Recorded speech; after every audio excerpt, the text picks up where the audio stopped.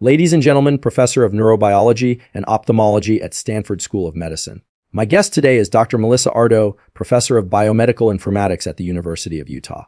Dr. Ardo is a world-renowned expert in human genetics and epigenetics. She conducts pioneering studies on how our behavior and the environment can modify our gene expression. Today marks the first time on the Huberman Lab podcast that we really explore human genetics, epigenetics, and how behavior shapes gene expression across generations.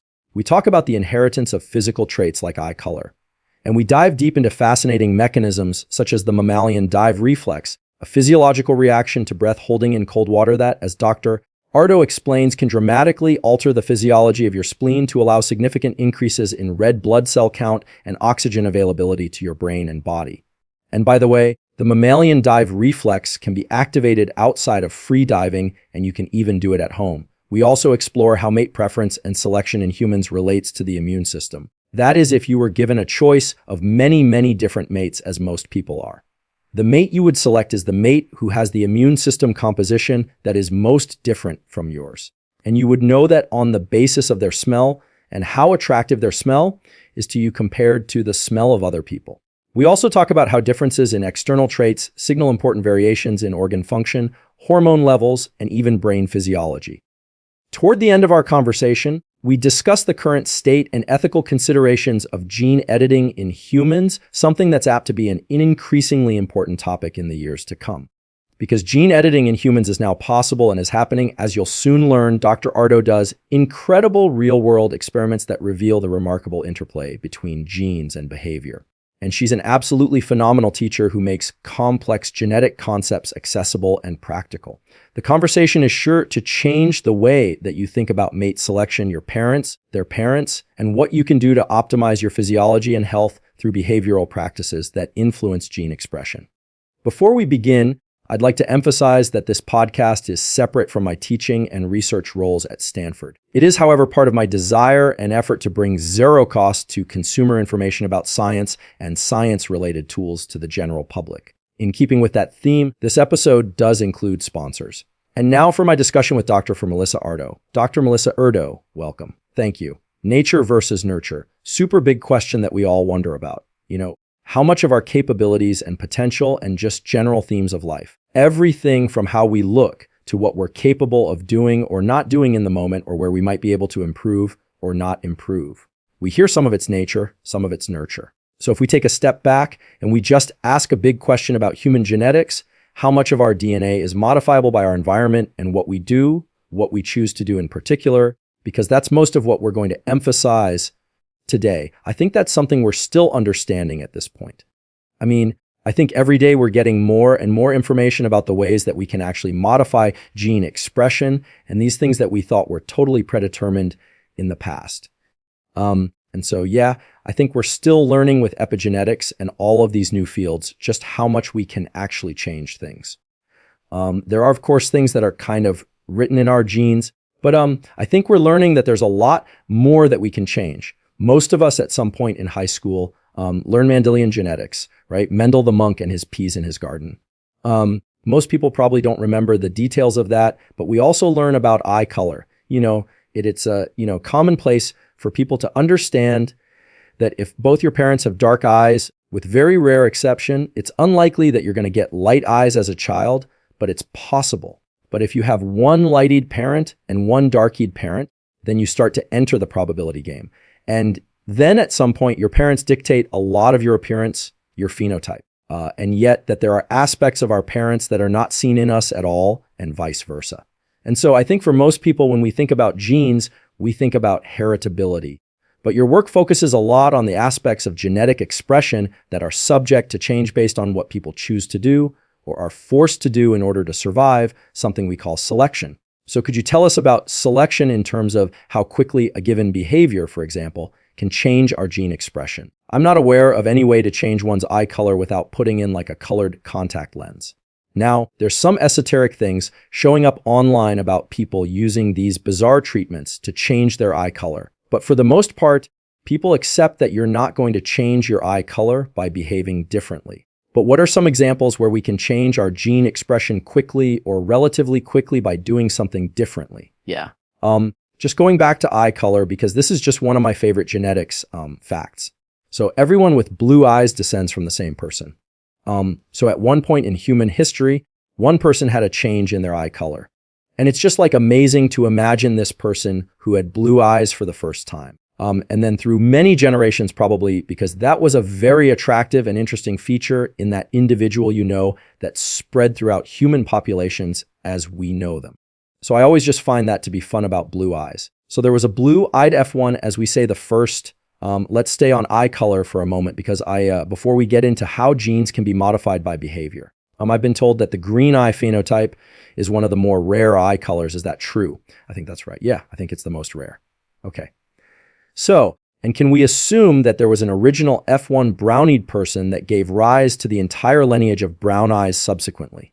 Yeah, I think in the history of humans as a species, I think that was our original eye color.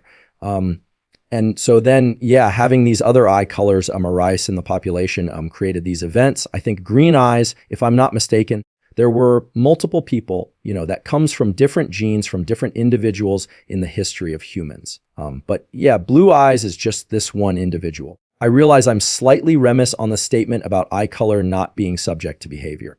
We know that as you get more sunlight exposure, in particular ultraviolet light exposure, that eyes will darken. Is that right? Regardless of where they start. Interesting. So like a blue-eyed baby will have much bluer eyes at birth than it will at age 15 at age 80, for instance. And we believe that's due to changes in pigmentation because of UV exposure. That's really interesting, that most everyone is interested in eyes and an eye color. What are the sort of examples that come to mind when you think of rapid changes in gene expression in any organ? Could be at the surface of the body, or it could be internally that are governed by some change in behavior. Yeah. So our genes are constantly changing how they're expressing based on what environmental stimulus is coming in.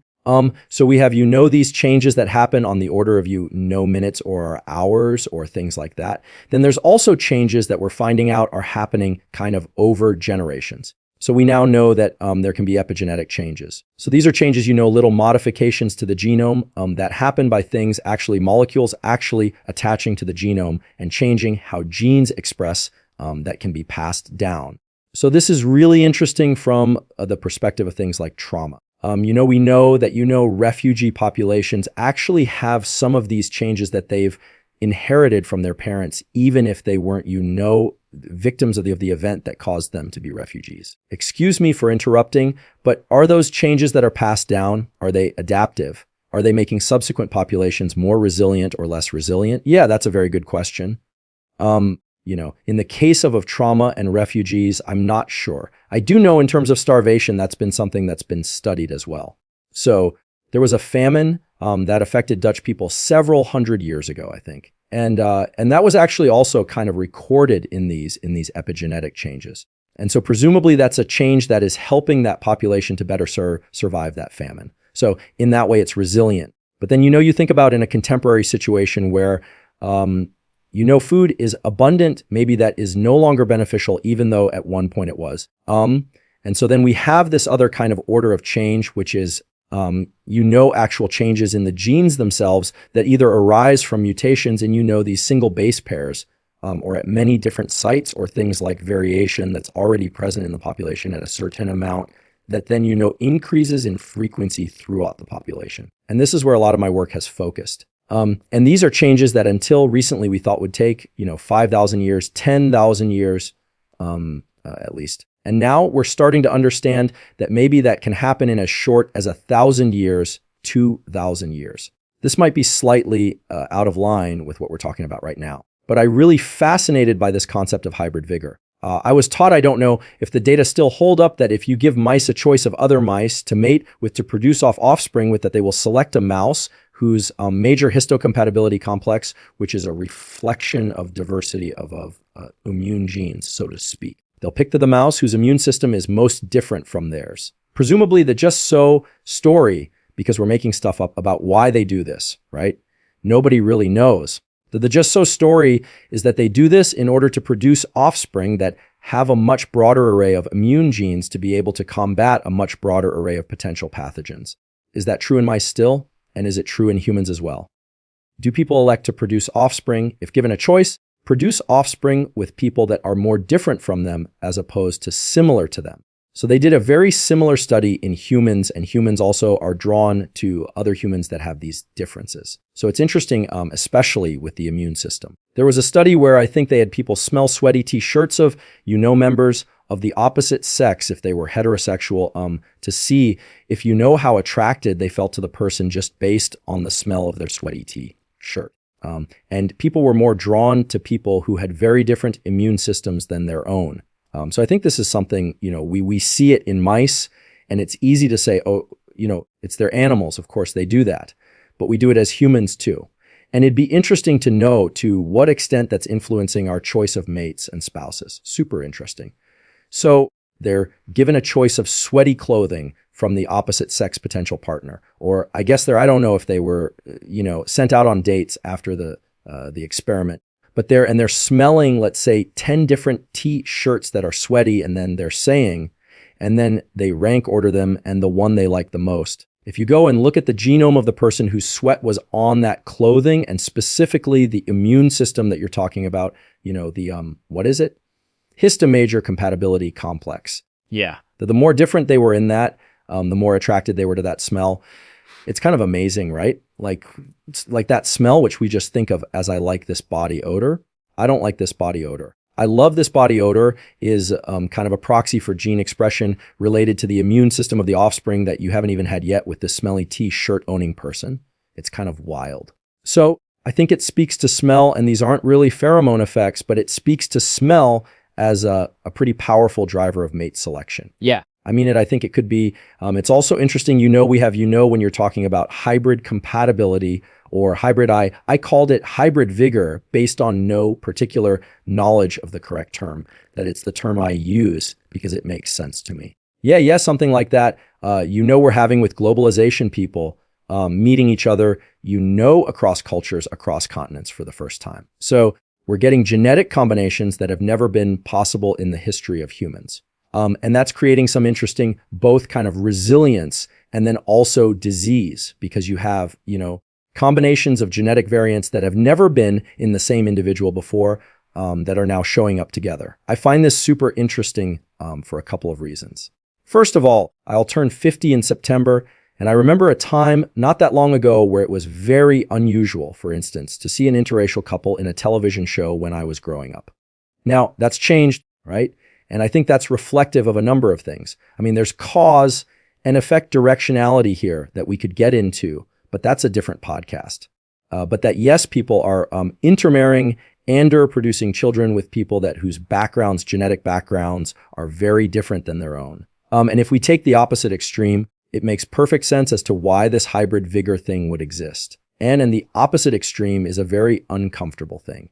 But if you think about incest has been discouraged in populations for a very long time without anyone understanding genetics, like the mechanisms of genetics per se. It's been well understood that in small villages that people shouldn't mate with their siblings, shouldn't mate with their cousins, shouldn't mate, and ideally not even with second cousins because of the potential for disease. So I've always been fascinated by the idea that nature punishes reproducing with people that are too close to you, right? And then, of course, there's the moral and ethical and all that aspect. But Mother Nature actually punishes individuals that do this through mutation. Yeah. When you have two individuals who are closely related, that dramatically increases the chance that they're both carrying, a variant that has a negative impact on the offspring. So, when you have people kind of mixing more outside their families, then it's very likely that even if you're carrying this deleterious variation, it's going to be kind of watered down by outside genetic material. But yeah, as soon as you have people too closely related to each other, those things are ending up together and creating disease. Yeah. So it's definitely nature has a system built in that says don't do that. Yeah. I find it amazing that these things are operating below the level of conscious decision making to influence preference like this smell or that smell, right? And we've established you've told us that the smells that reflect the most distant immune system are the most attractive smells, which is really wild. So is it fair to say that humans are continuing to evolve, given that people are traveling further, meeting people from further away, having children with people from origin populations that presumably have never mixed before in the course of human evolution? Yeah, Absolutely. I think sometimes people kind of, think we're done. We've reached this, ultimate point of evolution. We finished evolving. But as long as there are things that are affecting our ability to reproduce, we're going to continue to evolve. Especially once you have this introduction of new genetic variation, some of the greatest adaptations in the history of humans have come from the introduction of new genetic material. So the Tibetan high altitude adaptation is actually believed to have arisen from the crossing of humans with another early hominid group called Denise. So we essentially stole the advantageous genes from this other group. And so maybe you'll start to see that happening again, as you have a more globalized population where, different groups of humans are creating these interesting phenotypes through the mixing of their genes that maybe will lead us to be more resilient as our planet is changing around us. How long ago did this gene that affords better abilities at altitude or ability to survive at altitude enter the human population? I'm going to get myself in trouble because I don't remember exactly how long, more than 10,000 years ago, but it only became advantageous when the ancestral population of Tibetans moved into these extremely high altitudes. So they kind of, was just sitting there waiting for a chance to be really advantageous.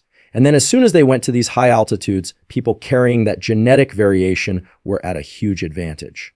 And so they, passed that along to their children and their children's children and so on. Okay. So does that mean that at some point the species we know as Homo sapiens was able to reproduce with a species that was not Homo sapiens? They gave, and that's how the gene entered the Homo sapien population. That's exactly right. So yeah, it happened. We see that happening with Neanderthals as well. But also this other population of they call archaic hominids. Denise, so these are a population that were found in areas of Asia. And their genes were introed, we say, so essentially, inserted into the human genome. So individuals from that region tend to have a higher ancestry coming from that hominid group. But that meant that a Homo sapien mated with this other species of primate. Yes. And the offspring had this gene incorporated into it. Right, exactly. And then that offspring at some point mated with another Homo sapiens and so on and so forth. Correct? Yes. Okay. Yeah. I'm not trying to paint more color on it so that people, I'm not trying to be salacious here. I think that sometimes we forget that in the primate lineage that there were other primates with whom Homo sapiens were capable of reproducing with. That's right. Yeah. And there's actually some extraordinary work from Fonte Pabo, who works a lot with ancient DNA, where they found an individual who was a first-generation mix. I think it might have been with Neanderthal. I forget now at this point. But it was a first-generation, half human, half whatever archaic comet it was, which shows you, if they found this, the chances that they would find this one, mixed individual are so slim that it suggests that this was something that was actually happening a lot for them to happen to find it. So in the diagram that everyone has seen of a quadruped animal like walking on all fours and then gradually evolving into the upright form that we know as Homo sapiens, which is the primate right before it, with which, by the way, being slightly hunched forward in a slightly C-shaped position looks a lot more like Homo sapiens nowadays, who are on their phones all time. That's a separate point. That's an editorial point. But was there a kind of final primate step before Homo sapiens like one, or was it a collection of a bunch of different primate species, and then we got Homo sapiens? Yeah. It definitely, we have an ancestor. I don't remember exactly the name off the top of my head, but I have an issue with this diagram because it's, it's the classic depiction of evolution, right? But it really suggests kind of like I was saying before this trajectory, and we are the pinnacle of it. We've achieved this thing. And I think it also fits with this, concept of survival of the fittest. Which I think is, also a little bit misleading in that, it's not about the most fit, it's about the best fit. So evolution doesn't care how fit you are in the way we think of fitness. It only cares how you fit with your environment. The idea that evolution is driving any species, but especially ours, towards some optimum, I think is inherently flawed. I had a colleague at Harvard, he's still there, although I think he closed his lab, who once said, it takes a lot of generations of offspring to evolve a given trait, but it takes very few to devolve a trait. That's right. Like you can create immense problems in all sorts of things from, pancreas function to mobility to vision with a deleterious mutation. But it takes a very long time to create an advantage for a given species through the accumulation of new combinations of genes. Is that true? Yeah. Yeah. I mean, it's most mutations are deleterious. Most mutations cause problems. And so we actually don't even see most mutations because they kill essentially the offspring before, it even becomes a fetus. So most mutations are happening in a way where that we're not even seeing them. So to wait for something that comes up that's actually beneficial can take forever because you have to have exactly the right thing. The genome's huge. So when those changes are happening for it to not only happen in the right place, but to not cause problems takes a really long time. So some of the faster examples that we know of evolution, especially in humans, come from when there's variation that's just already there. And it's not particularly advantageous, like I mentioned with Tibetans, until you move into a particular environment or until you start practicing a certain activity like breath hold diving. And so, we call it standing variation, just there's all these differences between all of us humans on Earth. And so when you have variation that's beneficial in the right environment, then evolution can happen a lot faster. Got it. Okay. So I'm obsessed with the X-Men. Yes. I love that series. I've probably watched it 5 different times. I mean, for a biologist who's interested in all animals, but the human animal perhaps most, it's like the perfect form of entertainment for me, right? Different individuals who have mutations that afford them specific gifts or abilities, but it creates some, let's just say, some social tension between those that have and those that don't. And it's about learning to use these mutations for good versus evil. And it gets into all sorts of interesting human psychology. You work on the actual real life version of what I think of X-Men. And as you'll tell us today, women as well, which is, as you just told us, there's variation in all of our genomes, and occasionally by virtue of the needs of a particular group or individual, those mutations afford them an incredible ability to do incredible things. So if you would, could you tell us about these underwater free divers that you've studied? This is a collection of studies, I realize, but maybe the first study, because I find this to be one of the more incredible examples of behavior shaping what we think of our fixed properties of the human body. And please just tell us about it. It's such a wonderful story. Yeah, absolutely. And I also love the X-Men. Although if you ever want to ruin a perfectly good sci-fi movie, watch it with an evolutionary biologist or okay, noted. No. Yeah. So there are these incredible people, really all around the world, but I started my work in Indonesia called the Bajo. They are a group of what's called Cenomads. So-called are these people who spend their whole lives essentially at sea traditionally. They live on houseboats. And everything they need, they get from the sea. And they do this through fishing, of course, and other things like that. But also through an incredible amount of breath hold diving. So they're extremely good at this. They can hold their breath for many minutes at a time. They dive to incredible depths.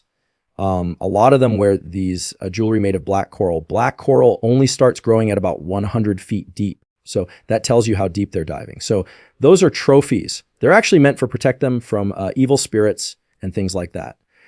How long are their breath holds on record? I've heard you talk about this before. It's a little debatable, but the number I heard from you in a lecture, I went, whoa. Yeah, so I was told, and I always emphasize that I was told. I did not see this. I did not record it. I was told 13 minutes. And this was by the father of a diver who I worked with in Indonesia. That's got to be in the neighborhood of world record stuff. It is. Yeah. I'm trying to remember what the current world record is, but it's also, you have to think about if you see them diving, like it's incredibly active. So a lot of the breath hold records that we think of are people floating in a pool. They're not moving. They're not expending any, energy. They're not using up that oxygen as quickly. And these Cenomads are, when they're underwater, they look like hunters on land. They go deep enough that they're not floating anymore. And so they're walking on the surface of, the bottom of the ocean with their spear guns, and they look like hunters. It's incredible to see. Amazing. So even if it's not 13 minutes, let's say it's half that, it's still super impressive. It's very impressive. Yeah. So do they grow up doing this? They do. Yeah. And in fact, they spend so much time traditionally on these houseboats and so little time on land that a lot of the children actually learn to swim before they learn how to walk. So one of the divers, when I was out there, one of my colleagues noticed that one of the divers' feet was very soft. And we realized that it's because he's never really walking. He's just always in the water. So his feet don't develop the same kind of calluses that ours do because he's not using them like we do. Amazing. So H, how did you find this population and what sorts of questions did you start to ask? Yeah. So I was actually diving as part of a coral genomics project in Thailand, escaping Danish winter, because that's where I was doing my PhD. And I heard about a population called the Moshin. So that's another group of these cenomads, and heard about, their incredible underwater diving. Started looking into it and saw a study that I think you've seen that showed that Machin children could actually see underwater better than European children. And started thinking about, free diving is really dangerous. And so I was thinking that this could actually be something that's driving selection in this population, that's causing this population to evolve. In other words, just to put this in everyday terms for people, if you don't get good at this, you die. Yeah, exactly. If you die young enough, you don't reproduce. Exactly. If you get good enough at this, you can live long enough to reproduce, and your children will presumably inherit whatever mutation or genetic variants afford this ability. Exactly. Yeah. Yeah. And, we see with competitive breath hold divers, I have never actually been to one of these competitions, but I've read about them. People pass out underwater all the time, and they're, pulled to the surface and revived. But if you're a cenomad diving in the middle of the ocean with no one nearby, nobody's going to pull you out of that water. And so you've just removed yourself from the gene pool completely. Whereas someone who maybe has a variation or has genetic variation that's making them safer at diving might survive that. And in this case, the safety at diving comes from being able to stay under longer. We can talk about that, but as long as we're on this point, and because some people will be tempted to go test their breath holding time, which please don't do it. I'm just going to do it across the board. Just don't do it. But learn from an expert. If you're going to learn to free dive, learn from somebody who's truly expert under the right conditions. I'll put a link to a couple folks I know that I have no business relation to. Mark Healy and some other people that teach this on land first. Actually, you know what? I'll just tell you. You know what they told me was the first step, right? In one of these free diving classes, I chose not to do it, is to do not do this, but I was told here's the first step. You're going to hold your breath on land and force yourself to not breathe when the gas reflex hits until you pass out. Yes. And I was like, you know what? I'm not going to take this course. Yeah. So this is exactly what gets people in trouble because, we don't have a reliable sensor for when our oxygen is low. And so that happens to people underwater because that feeling, that wanting to breathe, is a buildup of carbon dioxide. And so, people teach themselves to overcome it like they're suggesting you do there. And then you're underwater and you pass out and that's it. I've been told that you go from feeling that gas reflex. You learn to ride that like a bump. The same way you might stay in a cold plunge or something a little bit longer than your impulse would have you stay in. But in this case, you're underwater and then it passes and then you're swimming freely about and you feel good, you're relaxed, you're doing slow exhales to let off that carbon dioxide, whatever carbon dioxide is left, and then it's just lights out. That there's no flickering. It just goes to complete blackout, right? Like curtains as they call it, and then you're dead. Yeah. Unless somebody pulls you up to the surface. Exactly. Yeah. So hopefully we sufficiently scared people into doing this. Okay. So this population presumably is not thinking about carbon dioxide thresholds for the gas reflex areas of the brainstem that are measuring carbon dioxide. They presumably learn through experience that if you do the right things, you live and reproduce. Your family eats. You do the wrong things, you die. Right? Yeah. There's so much cultural knowledge that's integrated into the practice. And that's passed on from, generation to generation, because a lot of times they're doing this in family units. One of the divers that I work with, his dad, used to be the most famous diver in the village. Now he's the most famous diver in the village. And so there's a lot of that tradition and that traditional knowledge that's passed on despite it maybe not looking like what we would read in a textbook. When you say the one of the most revered or expert divers, I'm very curious as to how this weaves back to an earlier part of our conversation, is prowess at diving based on how long someone can stay under, and is prowess at diving, because it correlates with the ability to secure resources, is that somehow correlated with these like desirable mate? Do these people tend to have more offspring than people that are not as good at diving? And of course, there are confounds here. Like you can imagine differences in hormone levels to begin with. Eating more during puberty and growing, stronger or whatever it is. or more are smarter and not just smarter? But do you see this like, are the people who are great divers in the village, do they tend to be the ones with more children to be direct? It would be interesting to count that. I think now, things are changing for the Bajo, at least the community that I worked with, where a lot of people are moving away from traditional diving and into other kinds of fishing practices. And so I think at this point, this prowess, this respect for these, these divers is more respect for the fact that they're keeping the tradition alive and they're continuing this tradition, even though it's a very hard thing to do. But yeah, it would be really interesting. I know actually the one diver came from a very big family, and that was something that the Bajo actually asked me about, was why do the Bajo have so many children? And so it would be interesting to see if it correlates with reproductive success, because you could die with it. Curiosity, and because I like seafood, what like free fishing for the diet depends on where they are. Their spiritual life is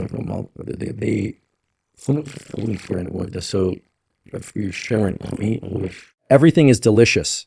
They dive for shellfish. They also harvest seaweed sometimes. And they actually collect a lot of sea cucumbers, which they dry out in the sun and then eat later. It's like pure protein. Yeah. Very interesting. So what did you study in this group? Yeah. So we started thinking about, for natural selection to act in this population, it needs some kind of physical trait to act on, which got us looking at the dive reflex, or the mammalian dive reflex. So this is if anyone, and again, I hesitate to tell people to do this, but if you hold your breath and put your face in a bowl full of cold water, your body responds as if you're diving. And then what that means is that your heart rate slows down, your blood vessels and your extremities constrict. Yeah, because your fingers will be okay with a little bit less oxygen, but your brain really needs that oxygen. So it's keeping the blood central where you need it the most. And then your spleen contracts. And so the spleen certainly wasn't the first organ that I thought about when thinking about diving. But the spleen is a reservoir. Spleen does many things, but one of the things that it does is it's a reservoir for red blood cells that are carrying oxygen. And so through that contraction, those oxygen-rich red blood cells are now pushed into circulation, and you get an oxygen boost. How significant is that oxygen boost? It's about 10% in most of us. That's pretty impressive. Exactly. Yeah. It's enough to make a difference. Yeah. By comparison, there are a lot of discussions online about, if you finish your exercise, resistance training or cardiovascular exercise with a brief sauna session. So going slightly hypothermic, right? This you have to hydrate, etc., but it actually works even better as long as we're talking about dangerous practices. It works even better if you're slightly dehydrated. You get an overt production of red blood cells in the subsequent days, and this is used for a performance-enhancing effect in elite athletes mainly.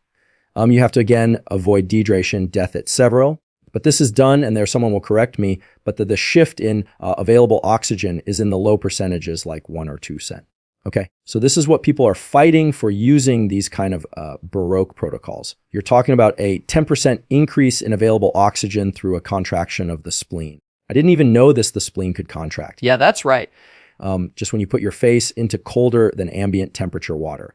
Usually in like lab protocols, we do it at about 10 degrees C or 50 degrees Fahrenheit. So quite a bit colder. For how long? Depends on how long you can hold your breath. Oh, right. Yeah. So but the extent to which, like how long the contraction actually takes. I think we have room to learn more about that. But one thing that's slightly different from what you're talking about is that after you stop holding your breath, your spleen takes that oxygen back, essentially. So it refills with red blood cells, and that oxygen that extra boost is no longer in circulation. So it's only during the breath hold. That's right. Only when you need it the most. Interesting. What an incredible adaptation of the human body. Yeah. What are some other functions of the spleen? This is the first time the spleen has ever been discussed on this podcast, I think. We don't think about spleens too often. You can live without one, so it seems like how important could it be? But in this population, it sounds like it might be critical. You'll tell us. Yeah. What are some other things that it does? It's involved in the immune response to certain bacteria. Actually, I'm trying to think of what else it does, but that's, the main role is immunological. One thing in anticipation of this episode, I did a little reading about it, and gets very heavy neural innervation, which is interesting. We don't normally think about our peripheral organs besides our heart as getting a lot of neural innervation. Of course, the gut has neural innervation, etc., but the spleen gets very heavy neural innervation, which makes me think that maybe there's the opportunity for more, perhaps even conscious control of the spleen. Does this population communicate about any sense that they can like switch this thing on, or is this just all kind of unconscious genius related to their behavior? Yeah, as far as I know, it's all unconscious. It's not something that they talk about. And, most of them, when I was explaining what the spleen was, it wasn't something that they had ever thought about. Or experienced any kind of sensation in the area where the spleen is found.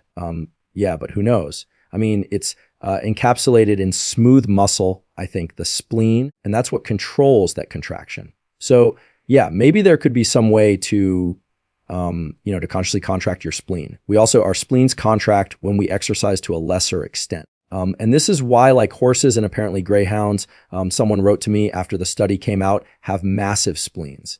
As do seals who do a lot of deep diving, but that makes a little more sense. Interesting. Horses, I don't think about horses being underwater very often, or greyhounds for that matter. Yeah. But I wonder if they incorporate breath holds as a way to deploy red blood cells. Yeah, it could be that. Yeah. Something in the kind of breath holding aspect of extreme bouts of exercise is also contributing to that contraction.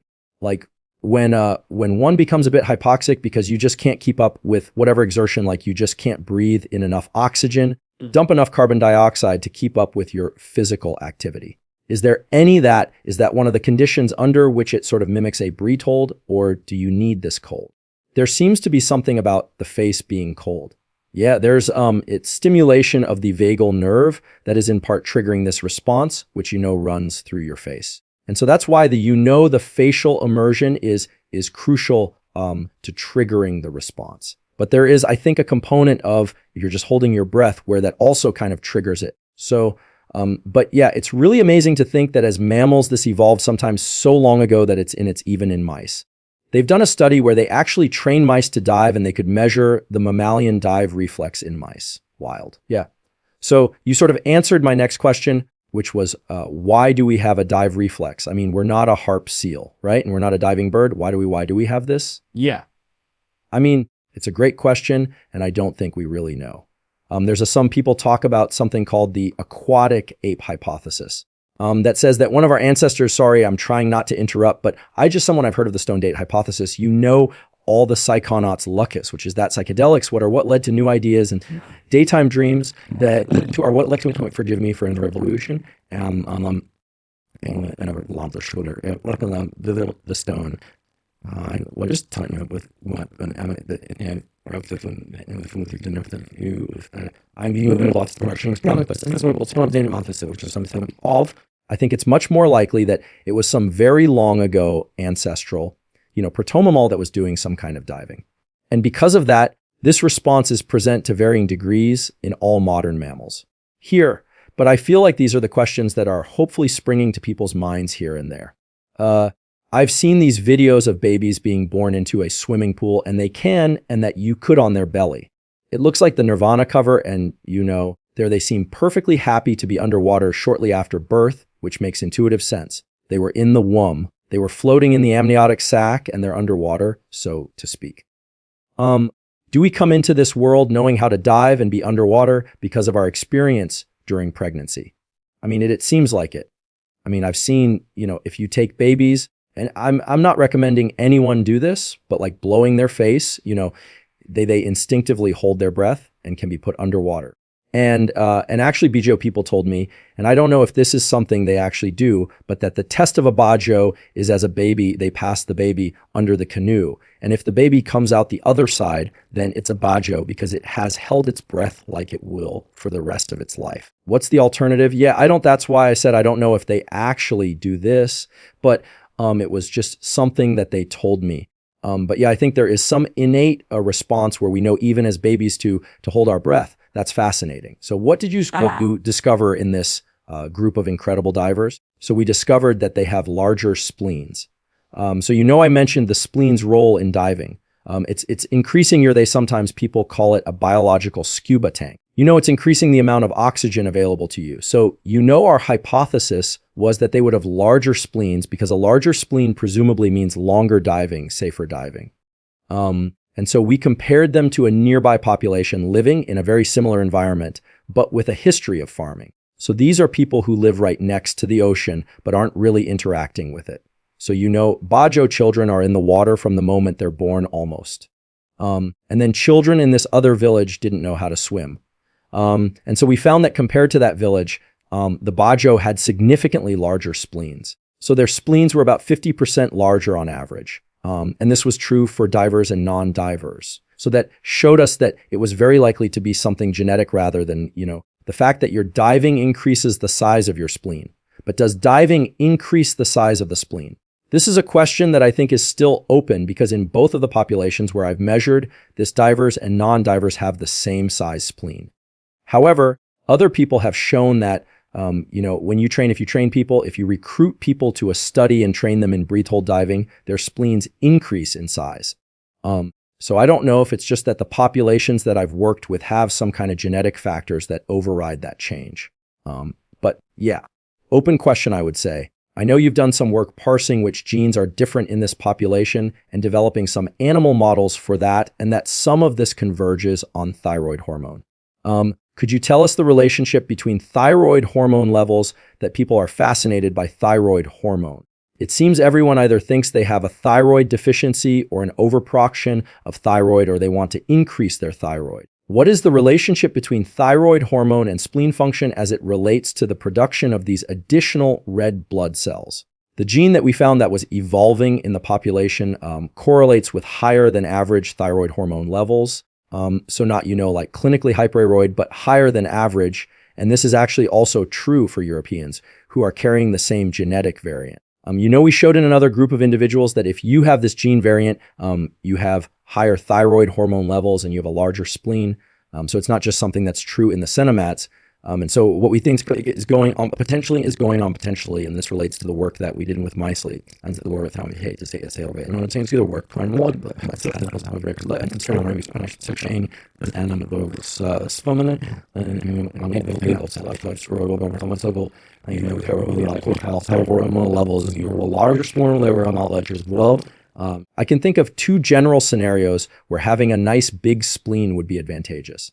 One is in the performance enhancement context. Your runner, maybe there's a way, I'm not suggesting this as a protocol, that like getting your face into some cold water, holding your breath could afford you a kind of a boost. So instead of the scuba tank boost underwater, you're getting the above ground boost in endurance or strength output. You said you have to be holding your breath at the same time in order to take advantage of that deployment of red blood cells, which is a little confusing to me because I imagine if the spleen contracts and the red blood cells are deployed into the body, that those are available whether or not your mouth is open or not. Yeah. And we don't, I don't think, know how quickly the spleen reuptakes those red blood cells, but it does do that eventually. So maybe this is something that would be advantageous for a short burst or something like that. I mean, I think there's a lot that we don't know about the performance enhancing aspect of this, but that's really interesting because the work that we did in the mice where we replicated what we saw in these divers, they had larger spleens, they had higher red blood cell count, but they did not have any change in erythropoietin, which is how we normally think about changes in red blood cell count. This is a drug that was really popular with cyclists for a while. People would self-dose with erythropoietin, and it would increase their red blood cell count dramatically to improve their performance.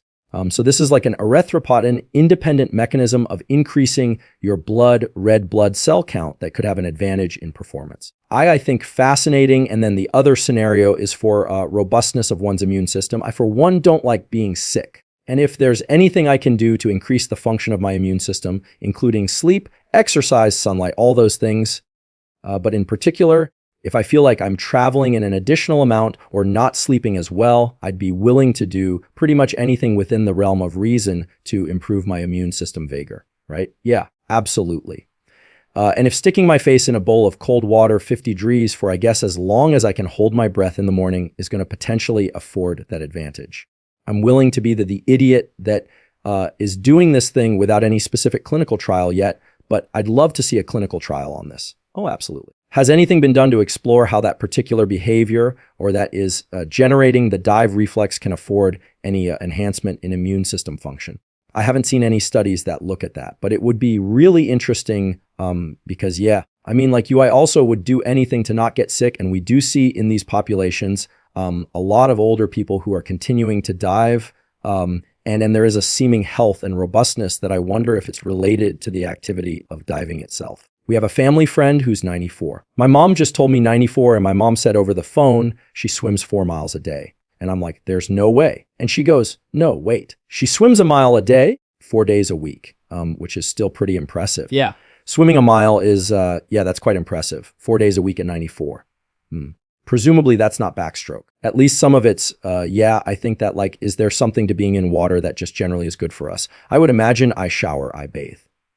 But, is there something good about swimming or floating or diving just for our general human physiology that we're aware of? Yeah, I mean, it's so low impact and such a natural way to move to exercise that, I think especially as we age, it would be a really wonderful way to stay fit and healthy, has the size of spleens, or rather the genes related to what you're talking about, has that been correlated with whether or not people evolved from coastal versus more central regions of continents? That's a really good question. We haven't looked at that, but it would be really interesting to see because, the oceans are an incredible resource in terms of food availability, especially to early humans. So you would imagine that anyone living near a coast anywhere would take advantage of this resource. So it would be interesting to see if maybe coastal populations are more likely to carry the genetic variation that enables this behavior. Although there are actually skeletons that have been found in various parts of the world near river systems that also suggest that those people have been diving. So maybe it's just being near water anywhere in the world. I don't think of humans as an underwater species, but you're changing my view of this. I feel like we need to think about humans as some humans in the past and now spend a lot of time underwater. Yeah, without a scuba tank. It seems to be that way. Yeah. All over the world. That's super interesting. So this isn't the only population you've studied. If you would, could you tell us about the recent work, the women's study on women Pardic in particular, and I'm very interested in how this relates to cardiovascular health. Yeah. So, speaking of older divers, there's a group in Korea on an island called Jew. These are all female divers. They're called the Haenyeo, which just means sea women. And the average age of the Haenyeo currently is around 70 years old. So that's when I think of robustness with age, I think of the Haenyeo. But this all-female diving population has likely been diving in that region for thousands of years. And what's really extraordinary about the Haenyeo, there's a few things. First of all, they're diving in extremely cold water, especially compared to the Bajo in Indonesia. No wetsuits. Well, now they wear wetsuits. Up until the 80s, they were diving in these cotton bodysuits that you can see provide zero thermal protection. It's just cotton swimsuit essentially. So, diving with no protection in extremely cold water. And as women, they're diving throughout pregnancy. So they're diving up until the day they give birth sometimes. And then they're back in the water a few days later. So this has really shaped this population in really interesting ways. I was wondering, how deep do they dive? This is a really good question I get asked a lot. How deep do any of these populations dive? And there's just not really data. So we don't really know. Now we're starting to see, we're looking at the Haenyeo. We actually tracked some of their diving, and their dives tended to be much shallower, not really going any deeper than 10 meters, 30 feet, but they're also in their 70s, 80s even. We had an 81-old diver in our study. 30 feet is not nothing. We had a 20-foot deep end in the pool. Recreational pool near my home growing up. And when you're down at the bottom, you feel significant pressure. You can let some air out to relieve some of that pressure. But 20 feet is 20 feet, 30 feet, and it's not a linear experience, right? With every additional foot, you're really experiencing more and more pressure. So yeah. And I shouldn't say it like that. It's just that compared to, the Bajo have been documented to dive deeper than 200 feet deep. Oh, I'm not countering. I just for sake of people out there who perhaps haven't spent time at the bottom of a pool, a 20th pool, 30 feet is still really impressive. It's very impressive. Yeah. And they're bringing a fetus down that low, right? When they're, again, There's no documentation of how these women have been diving throughout their pregnancy other than, we know that they were diving throughout their pregnancy. But yeah, presumably in their youth, they were diving to these depths with their unborn child inside them. So it's a really, when we think about natural selection and evolution, something that's able to act on a pregnant woman has the opportunity to take out 2 generations if there's not genetic variation there. That's protective. So it's like if we want to talk about really fast examples of evolution, it's anything that's acting on pregnancy. And that's what we think has been happening in this population. I have so many questions, some of which are cultural, some of which are biological. I'll start with the cultural questions. Why in this culture is it the women specifically that dive? Are they revered? And are they diving for a particular resource that as well, because it's underwater, presumably is not available elsewhere? But what are they diving for? We don't totally know. I have my own personal theory, which actually relates to the fact that in a lot of places with cold water, so in Korea, in Patagonia, in Aboriginal Tasmania, it's all women diving. So I suspect that there's something unique about the physiology of women that makes us better at diving in cold temperatures, or the men are afraid of the cold. I hear about a lot of guys that will spend dozens of hours picking apart deliberate cold exposure when it would take them a fraction of the amount of the time to get into the water. In my experience, this is not a controlled studies. Women are more tolerant of the cold, at least in terms of being willing to embrace it the first time around. Interesting. I have stories of, I won't say which country, elite special forces. It wasn't the US guys. In that case, it was guys being terrified of getting into cold water, but otherwise being willing to indeed very dangerous things. I know a woman who first called the tolerance in the 2 sexes, but I don't. They aren't really. Right? So maybe the men are just afraid of going underwater. It could be. These are some tough ladies, I will tell you that, even into old age. My colleague, Jiang Li at Seoul National University, she's been working with them for a very long time. And she did a study where she was trying to find retired Hino, and the only ones she could find were over 100 years old because they basically don't retire. They just dive until they can't, until they die, essentially. So she had, these 2 women who were about 3 feet tall, who were retired Henyo, because those are the only ones she could 100 years old. As we have this conversation, I think it's very important to remind people that correlation is in causation with all the obsession with longevity and living longer. I'm not going to rule out the possibility that getting into cold water, in particular diving or generating the dive reflex with cold water, doesn't have a longevity effect, but I don't think there's any direct evidence that it does. No. And it would certainly be interesting to explore, but I don't think there's any evidence so far other than anecdote that study. Yeah. The problem is that you need to do a very long study, right? And the other problem with longevity studies is you don't really have a good control group, at least within subject, because you don't know when you would have died, right? Exactly. Yeah. Okay. So these incredible women are diving up until their 70s, 80s, beyond, I guess. The oldest diver that I've personally worked with was over 80. But yeah, they they're so athletic as they do it. But yeah, in terms of are they revered? I think now, yes, I think that wasn't always true. One Hino told me that in her youth, she was kind of embarrassed to be a Hino. And a lot of it's because, they're exposed to the sun, so they have darker skin than a lot of other women. They tend to be very loud because a lot of times they rupture their eared drums from diving. If they don't pressurize correctly, they can have hearing damage. So they're known for being very loud.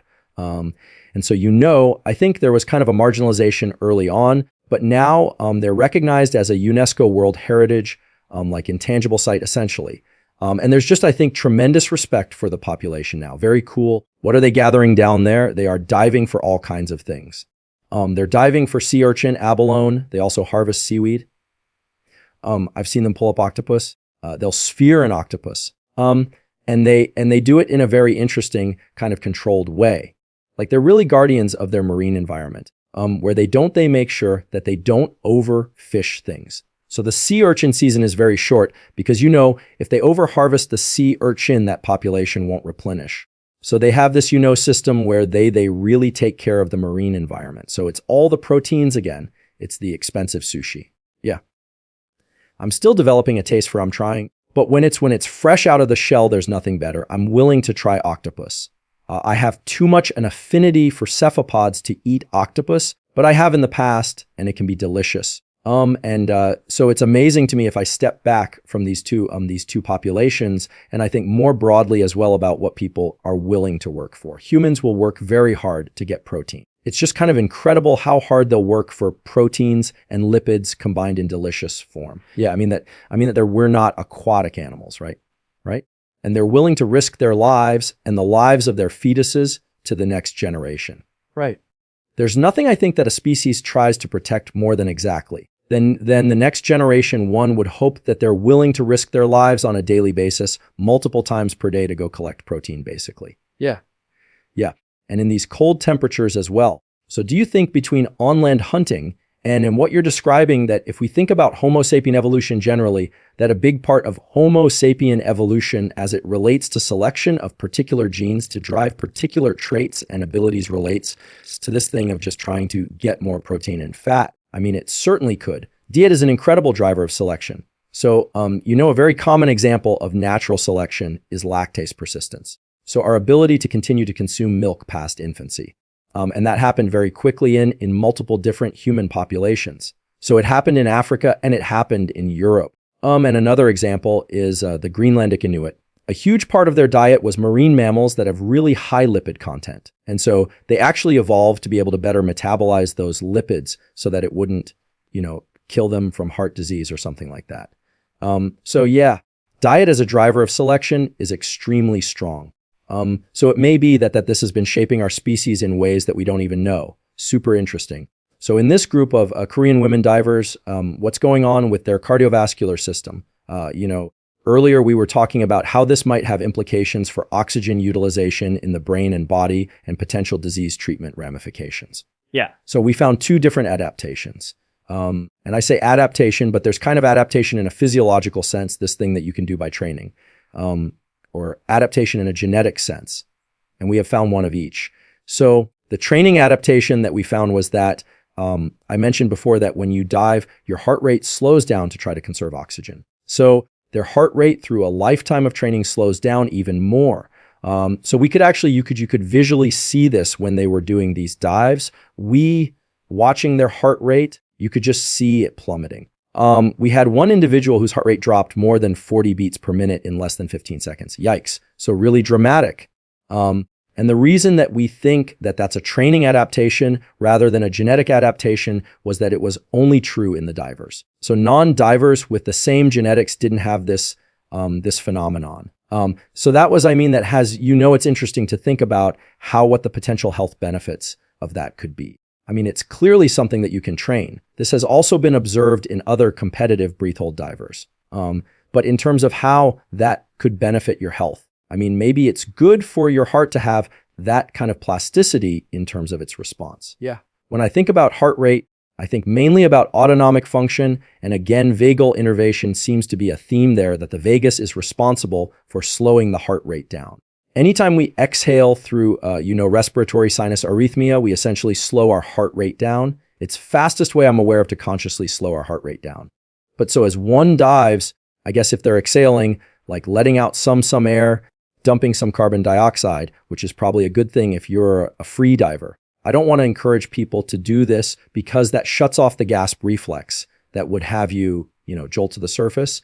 But assuming no one's going to go out and try this. By dumping air, you're exhaling. Exhaling slows the heart rate, but not 40 beats per minute, right? Yeah, it's usually a fraction of that. Yeah.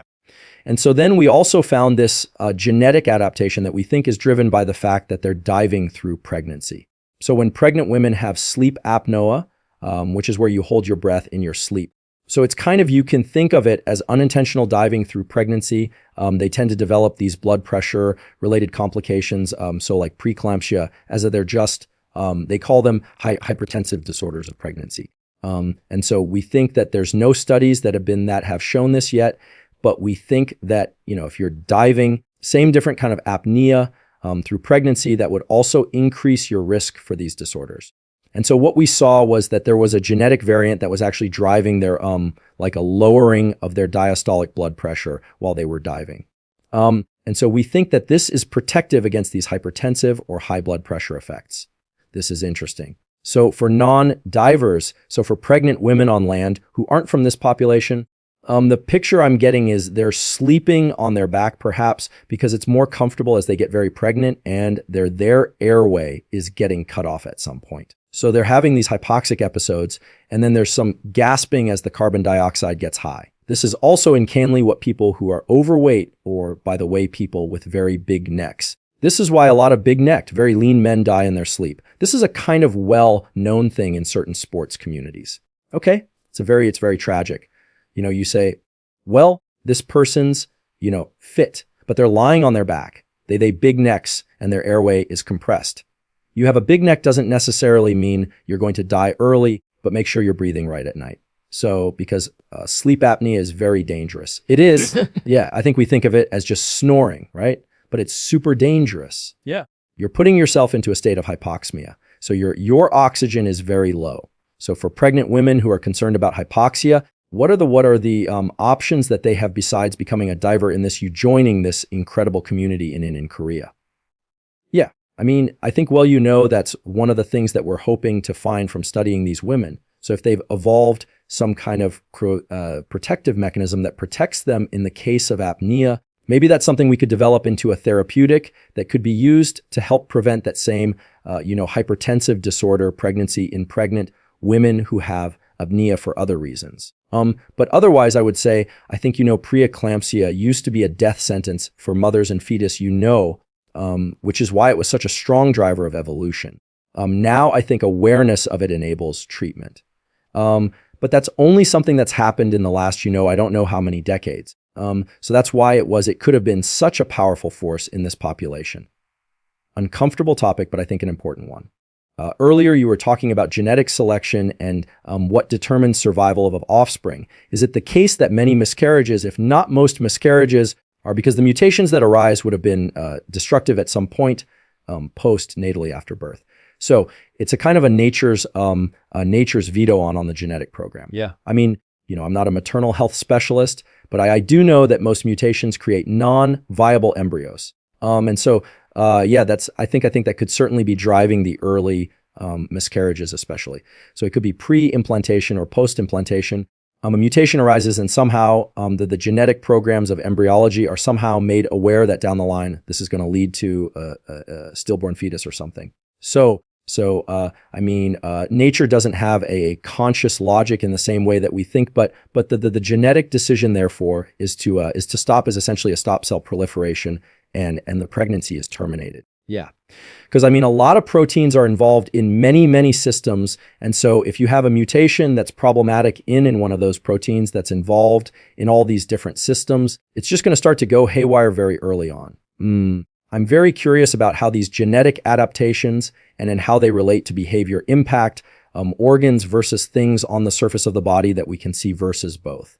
I don't know if this is true, but long ago I heard that, and I don't want to scare anyone because it's not true in every case. I'll repeat, it's not true in every case, but I was told by a friend of mine who's a physician that a lot of the wine spot pigmentation of the surface of the body, like a baby will come out with a very dramatic like wine spot pigmentation of part of the face or the head.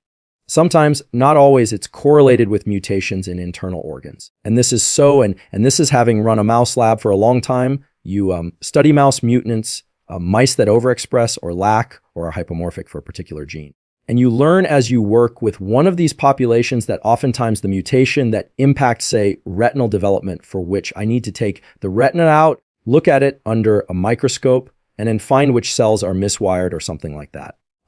Correlates with something on the surface of the body where you go, oh, yeah. The ones with the curly tails, those are the ones that are likely to be the mutants. You still have to do the genotyping. You still got to send out DNA and, or analyze DNA. Nowadays, you send it out. In the old days, we genotyped our own mice. And what you find is that oftentimes there are these peripheral markers of central issues. I'm also interested in the inverse of that, where there are peripheral markers of central advantages. So in these populations that you studied, they have these larger spleens or this ability to dive deeper and longer. can overcome hypoxia through a drop in heart rate. Is there anything about their external appearance that isn't about soft feet or exposure to the sun that tells you like this population is different? They look different in ways that we don't expect different populations to just look different. Does that make sense? Yeah, absolutely. Yeah. And I mean, to your point, like the phosphodiesterase that we found that was evolving in the Bajo phosphodiesterase are involved in so many different functions. And so there are chances for these mutations to affect not just the systems that we're interested in, but other systems as well. In both populations, the people look incredibly fit and athletic. And there, they tend to have just a very robust appearance. Now, is that because they're diving every day, and there aren't that many 70-year-old women who are jumping off a boat every day to go to work? Or is it something related to their genetics? I don't think we know yet. But it would be really interesting to look into that more. The reason I asked this is that as we were discussing at the beginning of today's conversation, mate selection, we think of that they smell so great. We like them for this reason. We like them for that reason. And then there's the conscious choices that we're making. And then there's all the stuff working below our level of consciousness. Like, oh, they smell great. And you're actually selecting, at least in part, for their immune system, right?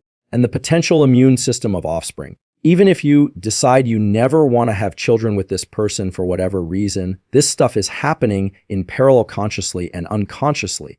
And so when I think about the special abilities of different populations at the level of internal organs, like a spleen ability, you also have to wonder if this is represented at the level of, I don't know, it could be anything, right?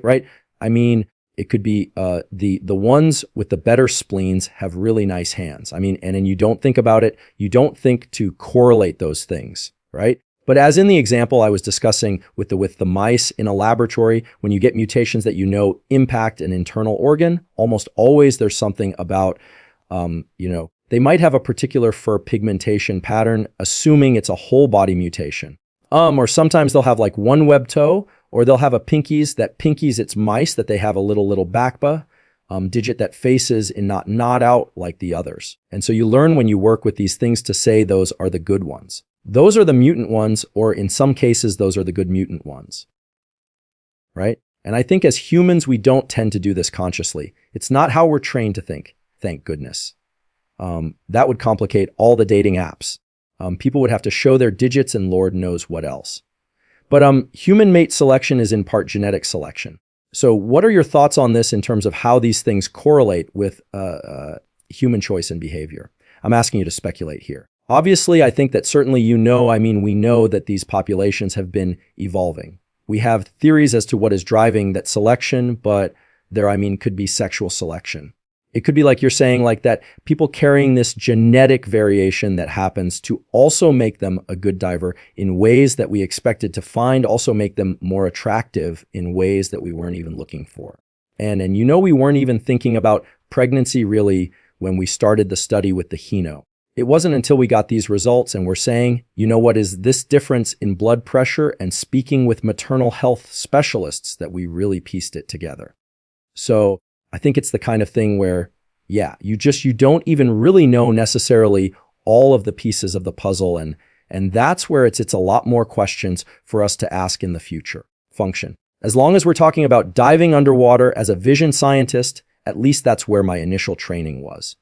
I have to ask about vision underwater. Do these two populations use goggles? So now they do, okay? But you can imagine goggles haven't been around that long. So at some point in the past, they didn't. And this was, the study that first got me interested in this was a study done in Makan children, where I think it was literally a researcher who was on vacation in Thailand, noticed these little kids diving for things, and having this ability to see underwater and set up an experiment and had European children and Washington children diving to look at things underwater. And that the Moken children had better eyesight underwater than the European children. Now that same researcher, after publishing this paper, went back to Europe and trained European children to do the same thing, essentially to perform at the same level as these Mochen children. And so, there was this kind of dismissal like, oh, well, you can train Europeans to see underwater just as well. So it must not be evolved. It must not be genetic. It has to just be training. But I think that's a logical fallacy that has stopped a lot of or has prevented a lot of research from being done in these populations, because just because you can train someone to be at the same level, as someone else doesn't mean that that person didn't have an advantage. And so I think that's there's a difference in their vision, and what causes that, I think we still don't know. So interesting. I'm just going to take 1 minute and explain to people the underwater thing, because I find it fascinating that the surface of the eye is rounded. Obviously, people get that, and that's what allows you to refract, to bend the light to a single point so that things look nice and crisp. And when you're underwater, the water essentially fills in the roundness around it. The air does, of course, above water as well, but because of the similarity in basically the density of the water and the surface of the eye, even though they're different, you get less of a bending of the light to a point. So the reason I'm saying this, the reason I'm giving this very crude lesson in optics, is there were really two possibilities. One is that kids that dive a lot in their youth have a flatter eye, right? If you think about a goggle or any kind of underwater seeing device, you're basically putting air between the eye and the water, and you're making it flat. So the idea that the eye would become more flat through diving isn't inconceivable. I suppose it could happen, but it makes perfect sense to me as to why the European children could do this also, because you train it enough. It turns out it's the ability to constrict the pupil down really, really small that can account for this adaptation. So I wouldn't have thought that diving underwater and learning to pick up small objects underwater would make the eye more flat, kind of like wearing a goggle underwater. But the point you make is an extremely important one, because if you take a population that is already afforded some sort of potential genetic advantage and you train them even further, exactly, that's when you get X-men-like behavior. And this is really all about the X-men, right? And women, as you clearly pointed out, and I think that brings us to this question of human super performance. I think about the fact that almost always when I see a marathon winner nowadays, and I think about, is it Ilya Kipke? Sorry, normally I don't bring him into the frame consciously here, but for the audience here, but my producer and business partner at the Human Lab podcast is a triathlete. What is the guy's name? Eliud Kipchoge. Eliud Kipchoge set the marathon record with mile times on the order of 4:35, 26.3, 26.2 miles at somewhere in the 4.5 minute mile pace continuously. Incredible. So he represents among the pinnacle of that sport. Almost always when we see these incredible endurance runners, they seem to descend from specific regions of the world. Can we talk about why that's so? Are they inheriting some sort of red blood cell trait? Is it the light bondness combined with that what leads to incredible human performance? I know you're a runner, your husband's a runner. So, how much hope is there for the rest of us? And why is it that folks like Eliud are so unbelievably spectacular? I would love to look at that scientifically. He's absolutely incredible. Breaking the 2-hour marathon record is also just unbelievable. But I think there have been, I'm not as familiar with this literature, but there have been studies looking at the proportion of bone lengths in certain parts of Africa, especially. It's also interesting to note that a lot of these really talented runners come from Ethiopia, where there are highland areas where humans have actually adapted to altitude. So in addition to some of these biomechanical advantages, they may actually also have physiological advantages that enable them to run faster. But yeah, I think this is an excellent example of there's clearly something biological making people from this part of the world, really excellent runners. And just because you can train a European runner to compete at nearly the same level, that doesn't mean that there's not something special about people like Kipchoge. And so, this comes up a lot with the Bajo as well, because people say, oh, well, they don't hold the free diving depth record. It's well, yeah, but they're not training to hold that record. They're training, they're diving just to collect food for their families. They're not training. So what would happen if we did train them? And I think it's a great point. If we take this out of the realm of physical performance and we take it into cognitive or mathematical performance, I feel like there's some fun thought experiments we could do. Before we started, you were talking about your time at Princeton as an undergraduate seeing John Nash, famed for sadly having schizophrenia, diagnosed schizophrenia. The topic of the movie, Beautiful Mind with Russell Crowe, but at the same time having incredible abilities based on presumably things that either correlate with or just by chance run in parallel with the schizophrenia. Who knows what's driving what or if they're in parallel? We have examples, again, I'm pulling from movies like Rain Man, where there's a person has autism of a type that makes social interactions very challenging. But in that example, which is, I think, representative of at least some people with autism, extreme mathematical calculation abilities, especially in the physical space, being able to see things and count them very rapidly. Last example I'll give is there's this math competition held in India where the kids can update the numbers by moving the numbers very fast, and you just see this kid basically spooling numbers, spooling. At the end, they get one opportunity to answer the long string understanding, and this kid nails it, and you go, whoa, like he's adding things very fast, presumably through assembly, very fast, possibly, but that is possible. Is it within the realm of reality based on what we know about human genetics that there could be genes that select for, say, rapid updating of visual scenes combined with short-term memory or whatever duration of memory is required that would afford certain people certain advantages in this based on inheritance that's then combined with training? Much in the same way that the ability of the spleen to expand if you dive a lot and you happen to be born in one of these communities that we've been talking about. Is that possible? Yeah.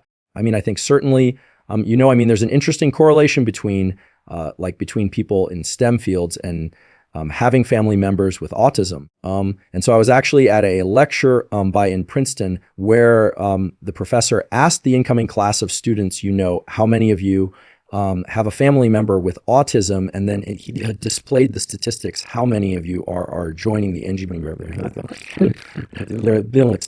you? That actually makes it really kind of even on the softest one, then can make you a really goofy in the SEM and those was the higher mom your genu. And so in that way, it's a huge advantage because it's allowing you to succeed in that field. Depending obviously where you are on that spectrum and how that affects you in other ways. And so if that in some way is giving you an advantage, why wouldn't it be selected for? Of course, there are other ways that it could be a disadvantage. Oliver Sacks, I think, wrote about how people with Tourette's may have faster processing speeds. And so again, maybe this is a place where, that is advantageous, despite the other disadvantages that might come along with having that syndrome. Huge Oliver Sacks fan here. I'm sort of becoming a historian of him, an informal historian, and he also loved to spend much of his time underwater. Oh, did he? Yeah, he was an avid diver and a snorkeler and scuba diver. And I think in part he said, because it was so quiet down there. Incidentally, he had proposia. He couldn't recognize faces. I think I have that right. I've known a few other people with that. And propagnosia, the inability to recognize faces, also seems to correlate with this, for lack of a better way to put it, kind of nerdy, quirky phenotype. A former advisor of mine had this. Although in part, I thought he told us that because then it gave him an out anytime he couldn't remember somebody's name. Disorder. Yeah, it's a great thing to put forward if you can't remember people's names. No disrespect to the actually clinically diagnosed people with proposia, and gets you out of a lot of having to remember things. Yeah, I find this fascinating because in this day and age of pathizing everything. It's interesting to take as you just did, and I really appreciate taking a step back and saying, yes, there are instances where people on the spectrum their entire lives, but there are also an enormous spectrum. They're living you incredibly meaningful contributions to society. What expect from them become to what it is for proclaimers or a proclivity for numbers or a primitive engineering. Meaning, people saying,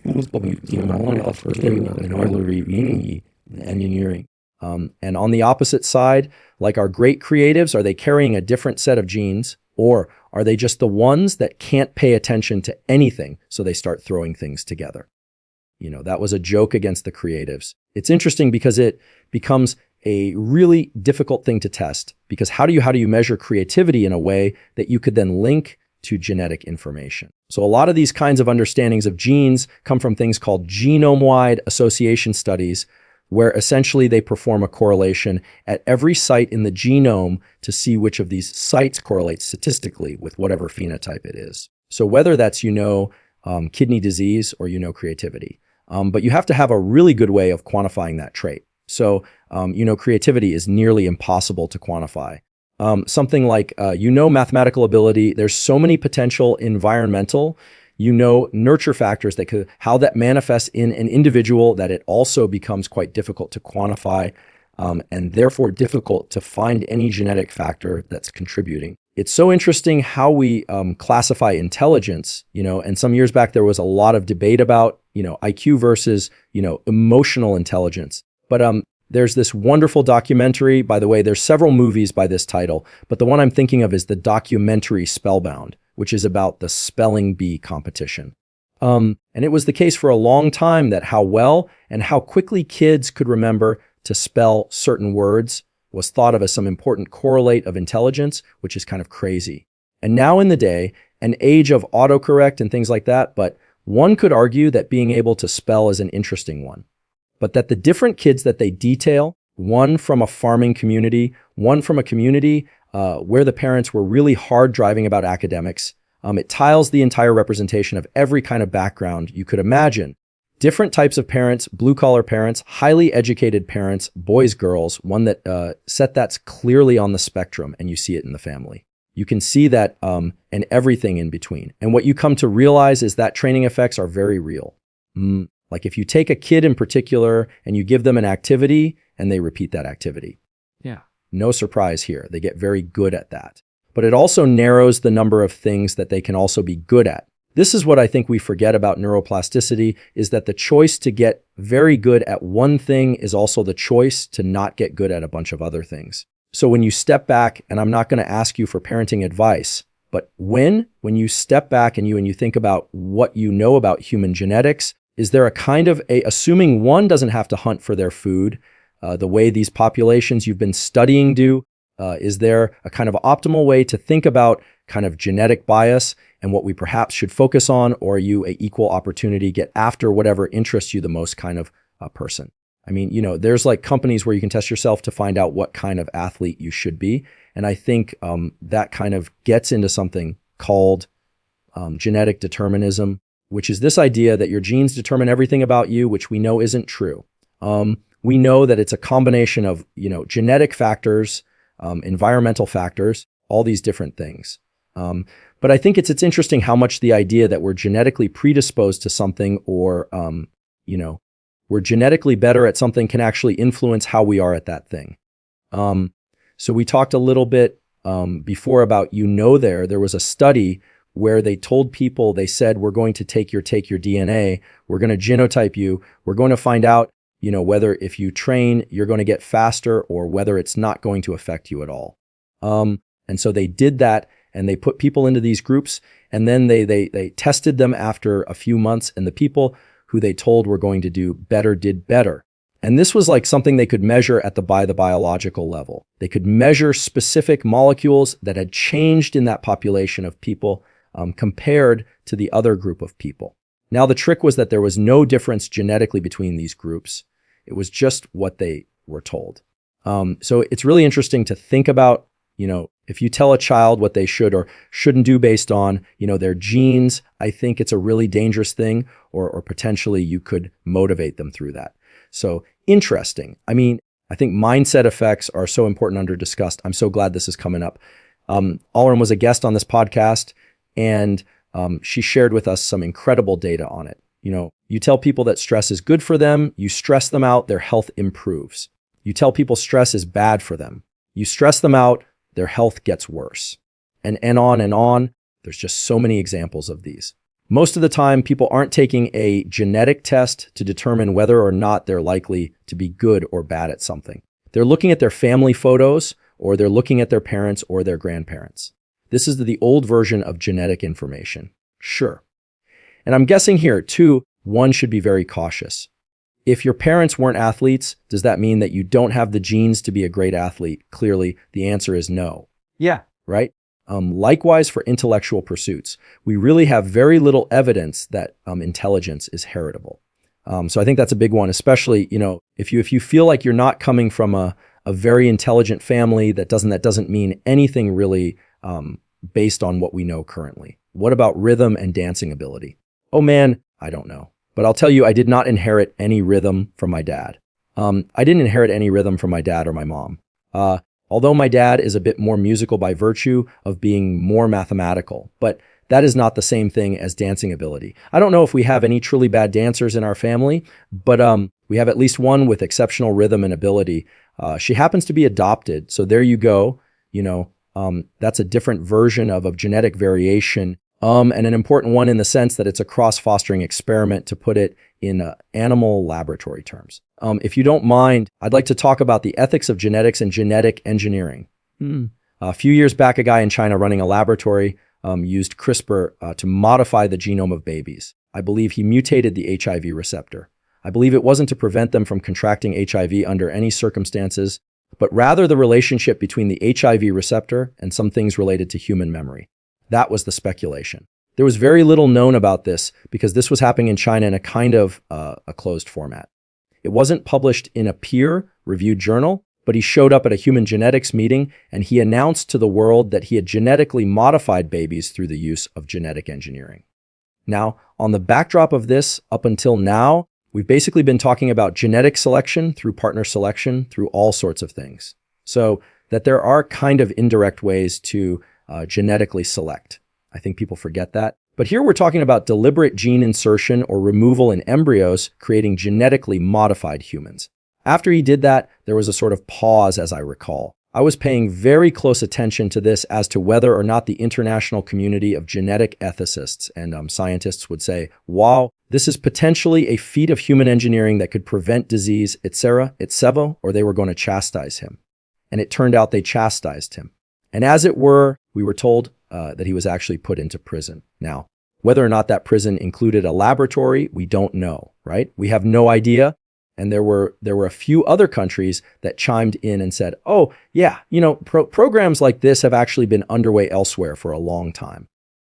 And then it just went silent. Right now, the idea of the use of CRISPR to improve babies or to protect them against potential diseases is not commonplace, or if it is, it's not discussed. What are your thoughts on the use of CRISPR to protect children from certain diseases? Let's just put it in that domain. And then, of course, we could talk about the misuse of this. But, you could think of parents who are maybe carrying a mutation. They don't want their kids to have Huntington's, for instance, and you could potentially fix that gene. So I'm just going to cast all of that out there to give the kind of backdrop and then get your thoughts. And there's clearly no right or wrong answer here, but this is very likely to be a big topic in the upcoming decade. Yeah, it's a really great question, and I think one without, a very good answer at this point. I think one of the things holding back this discussion up till now is that CRISPR is still a little bit of a blunt tool. We haven't like the way that we're applying it isn't as precise as we'd like it to be to do the kind of gene editing that you would need to protect babies in the way that you're describing. And there are things like off-target effects, they say. So, you're trying to edit one very specific part of the genome, but it ends up editing places that you didn't intend it to edit. So that's kind of one of the issues. I think technologically if I remember right, when that happened, people were a little bit like that technology isn't ready to be used in that way yet. But of course, that's something that is changing really rapidly. We're getting so much better at this. We're able to do it successfully in lab animals. And so, yeah, ethically, I think it's also interesting to think about enhancement versus, correction, like at what point, where is the line between those two. So if we're correcting some kind of genetic defect, first of all, some defects, other people might not even see them as defects. They might just see that as variation amongst humans. So, where's the line between defect, normal, enhanced? And so it's I don't know who would make those decisions once the technology is even available to apply that in unborn children. Of course, it would be a dream to prevent disease using these technologies, but it's a slippery slope maybe. Yeah, there's a lot of debate right now online about some of these companies that allow for a deep sequencing of embryos, in particular in cases of IVF. There's a company, I believe, it's called Orchid up in the Bay Area, that's kind of foremost in this, where typically for IVF or even for natural pregnancy, there'll be an analysis of is there a trichome, extra chromosomes, which we know can lead to Down syndrome, etc. But these companies for a price offer deep sequencing of genes that correlate with, right? They're not causal in many cases, sometimes yes, but oftentimes correlate with, potential spectrum phenotypes or, things of that sort, cancer susceptibility brachymutation. I know several people, unfortunate on cancer, and they carry brachytations, right? So the challenge for a lot of people is that surveillance for a lot of people is that it stands still. It's very costly. So it sets up a scenario where wealthy people can afford to analyze embryos more vigorously than people who don't have the means to do it. But if we look back 10, 20, 30 years, getting your whole genome sequenced in the early 90s was when Venter and those guys first nailed that ability. Something like that. I'm thinking 90s sometimes. Okay? Maybe I'm a little early.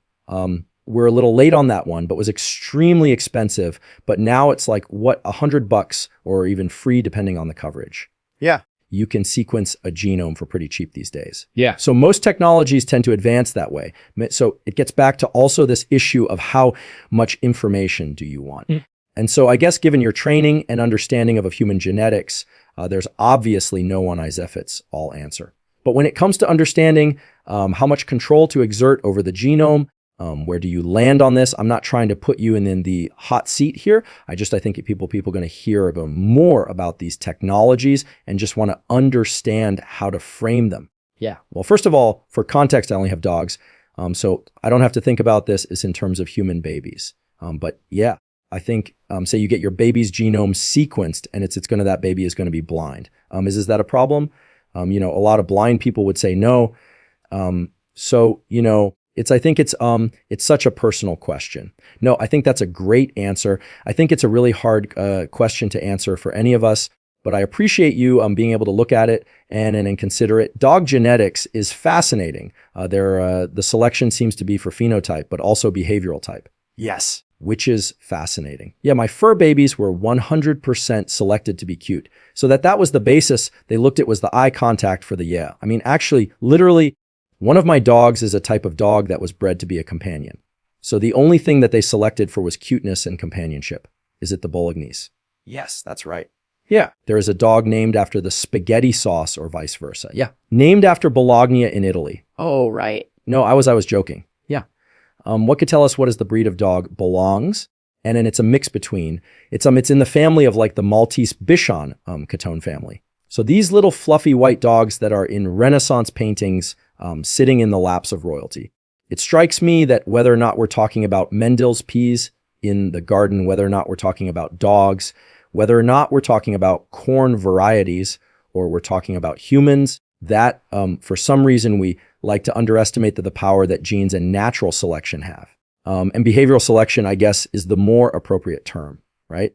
I'm very curious about this concept of admixing. If you could explain what admixing is, and what I'm getting at here is probably the biggest question for me, which is, are we all really one species? I mean, I like the idea that we are all one, collective consciousness and unity and peace on earth. Awesome. But really, in a serious sense, is Homo sapiens one species? I mean, there's a lot of genetic variation. And so if you could explain admixing, and if you're willing to go out on a limb and address whether or not there might be multiple species of primates walking around that we say, oh, that's a person, but they might be that much different than us. Yeah, so starting with admixture is just when different ancestry populations mix. So it's kind of this relative term because, if we're all descended from one ancestral population, then maybe we all have one ancestry. But I always like to put it in the context of myself. So my dad is 100% Italian. My mom's a mix of Northern European. I am an mixed individual. If you think about it that way. And the reason that this is important in genetic studies is that if I claim to be Italian and were included in a genetic study of Italians, the genetic variation that I have coming in from my mom's side would confuse that analysis. So admixture creates a ton of problems when we try to do genetic analysis. And so that's generally why we try to quantify it in genetics. But yeah, when we're talking about, it depends on kind of what scale, because I'm 100% European. So in that way, I'm not admixed. If we're talking on the scale of continents, so it becomes kind of a blurry concept of admixture, depending on what level we're looking at. But as to your question of whether we are all one species, I would say I've actually, this is not the first time I've been asked this, especially given these we call them superhuman populations. These people who have these extraordinary abilities, extraordinary physiology that makes them, really good at what they do. I think the thing to keep in mind is that some of that variation can come from just a single base pair difference. I mean, a lot of times it's multiple genetic changes that create the differences between individuals. But like when you think about eye color, that's just one genetic variation or genetic variant, in some cases, like the case of blue eyes, so you could be exactly the same as someone else except for this one change out of 0.5 billion. So does that at what point do we need enough genetic diversity to call a group of humans a different species? And I don't think that's something that we see anywhere on the planet that I know of. Well, this has been incredibly illuminating. I've learned so much, and I know everyone listening has as well. I don't think we've ever had a discussion about these topics on this podcast in a solo episode or guest episode. You're truly the first person to come on here and talk about human genetics, and these incredible populations that you study are not only interesting in their own right, but they really shed light on the interplay between culture, selection, behavior, genetics, and basically what's possible in terms of human potential. And they also have important relevance to human disease, as you mentioned, with the hypoxia work. And it also shines light on something that I don't think we can get enough of, which is the incredible things that humans are capable of in these very different populations that grew up and continue to exist in ways that are so different than us. I think it can't help but turn the mirror on ourselves and ask ourselves, what are we doing in our daily lives behaviorally? How might that be impacting our genes? And to start to speculate about that in constructive ways. So I just really want to thank you for coming here today and sharing your knowledge for the incredible work that you're doing. To be honest, I'm envious if I were ever going to do a sabbatical. I don't think I'll ever have time to take the sabbatical that I've been accruing. But if I ever did, I'd love to study one of these incredible populations and try the free dive thing. It's really wonderful work, and it's having a huge impact. It's in the news often, as we'll put links to, and recently as well. I'm not going to ask you what you're on to now and what's coming next, because we'll save that for a future installment. But just want to really extend my gratitude, and on behalf of myself and all the listeners, thank you so much for the work you do and for educating us. Thank you so much for having me, and you're welcome in the field anytime. Awesome. I'll take you up on that. Thank you for joining me for